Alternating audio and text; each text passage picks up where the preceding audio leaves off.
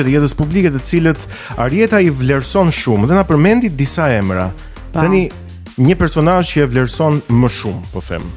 Të fushës politike. Të fushës politike, patjetër se këta na interesojnë. Mos bër ti të morë djalë se kuptua. Okej, të fushës politike, meqense e kemi dhe në fushat, unë do votoja pa dyshim fare zotin Vullnet Sinaj që po përfaqëson dhe është duke kandiduar në zonën e Vlorës. Është një nga njerëzit që ditë mbështes dhe ka një platformë shumë të qartë të mbështetjes së njerëzve. Vjen dhe nga bota e biznesit, ka një vizion shumë të qartë për rritjen ekonomike të vendit dhe i pa diskutueshëm. Është një nga ata njerëzit që nuk e ka problem të pranoj absolutisht asgjë dhe asnjë lloj diskutimi apo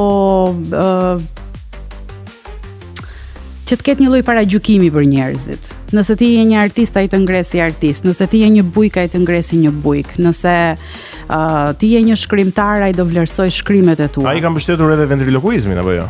Në mënyrë të jashtëzakonshme. Është një nga njerëzit që ka thënë, po ne pse jemi këtu?